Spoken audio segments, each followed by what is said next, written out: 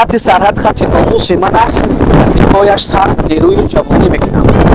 امروزها مسلم است که جوانان تاجیکستان با عزم اراده قوی بهر دفاع مرز تاجیکستان و بلند برداشتن دانش نظامی خود اختیاراً به صف قواهای مسلح جمهوری تاجیکستان شامل شده مرز تاجیکستان را دفاع می‌نمایند. امروز ما در یکی از قسم‌های حربی گارنیزون خطلان قسم حربی 07 قرار داریم و همصحبت ما هستند سرباز همین قسم حربی که زیاده از 5 ماه می‌شود که در این قسم حربی ادای خدمت وطن مادر میکنند. اسماعیل یوسفوف، نخست میگفتید که چی شما را وادار کرد که محض اختیاراً به صف ارتش کشور پیوست شدید؟ اولا من قسم حربی ما خوش آمده.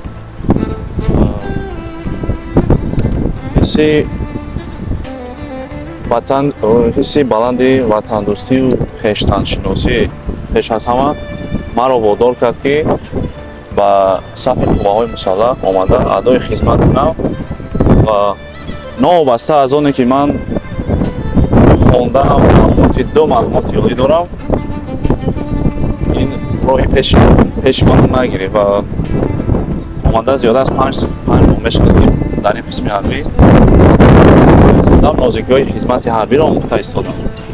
با فکر شما خدمت در صف قواهای مسلح جمهوری تاجیکستان برای یک جوان چقدر درس می‌دهد؟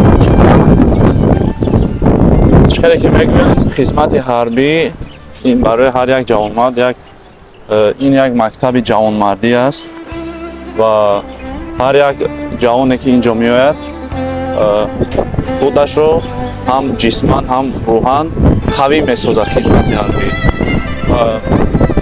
بیرون از خدمت حربی جوانانی که وطن ملت رو دوست می‌دارند وقتی که اینجا میآیند باز هم زیادتر دوست می‌دارند. چیزی که می‌دونیم که در این شرایط امروزه نافهمی و ناتنجی بسیار است و از هر یک جوانان باید هوشیاری و زیرکی خود رو بلند بردارند. فکر میکنم که خدمت حربی این چیز را تامین می‌کند. شما در بالا گفتید که صاحب تو معلومات عالی هستید. بیاید مفصل‌تر برای بیننده ما گپ زنید که شما در کجا تحصیل کردید، چی رو ختم کردید، من این دو معلومات عالی چی هست؟ بعد ختم مکتب که من مکتب رقمی 4 شهر لوکان رو ختم کردم سال 2017 خود همان سال با دانشکده دولتی زبان‌های تاجیکستان با نام ساعتی ملوک‌زاده که داخل شدم و طول 4 سال اختصاص زبان انگلیسی ترجمانی رو آموختم و بعد از ختم دانشکده خود همان سال 2021 و یکی از دانشگاه‌های هندوستان داخل شده زینه ماجستری رو با زبان انگلیسی اختصاص ادبیات جهان ختم کرد. بینید که مثلا شما خارج از کشور هم بودید و دیدید که با قول بگیم غربت رو هم چشیدید. مهر و محبت وطن چگونه است؟ نوابسته از آنه که شما به کدام دولت سفر میکنید و این هوا فضای وطن خاک وطن دیگر است.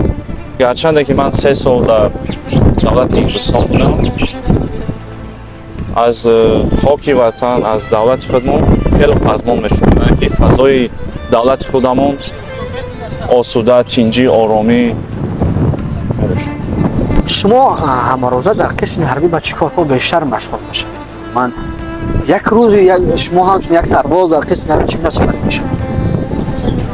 سوال بسیار مهم است چون که هر یک سرباز در قسم حربی وظیفه‌های معین خود را دارد و هر صبح ما ساعت 6 از خواب برخاسته و تیاری جسمانی مشغول میشویم که 40-50 دقیقه با ورزش مشغول میشویم و بعد ساعت 8 یعنی که اخبارات حقوقی سیاسیت بعد ساعت 8:20 ما مدت 5 ساعت یعنی که تا ساعت 1 با مشغولیت‌های عملی درسی درس میگذاریم یعنی که اینجا افسران درس میگذارند бинандаи азиз, барои маълумоти шумо як чизро мехоҳам қайд кунам, ки ин сарбоз забони англисиро медонад. Табиат барои исботи ин гуфтаҳои ман аз ӯ хоҳиш мекунем, ки дар бораи дӯст доштани ватан чанд ҷумлаи барои мо бо забони англисӣ гуфта бошад. Раванд. As I have mentioned before, I welcome all of you to this course. And as you know, I have mentioned that I've pursued my master's in English in India. So you asked me a question about the country, the love to country and every citizenship. I think they must love their country, and no matter, they should defend the country and every people. So ташаккури зиёд. Ба фикри шумо ватандӯст ки аст?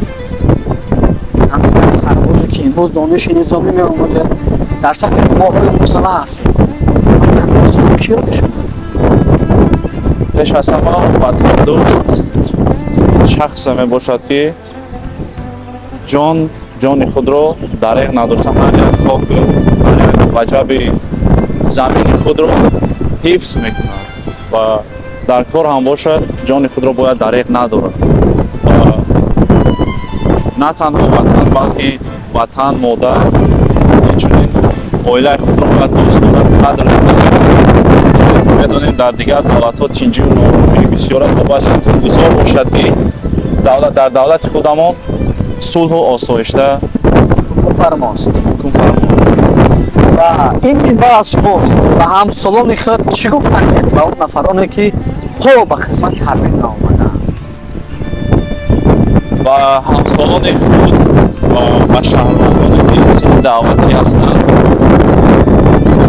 даъват ба он мекунам, ки новобаста аз оне ки шумо дар куҷо ҳастед, чӣ маълумоти олӣ доред, надоред, ҳатман омада ба сафи қувваҳои мусаллаҳ хизмат кунед.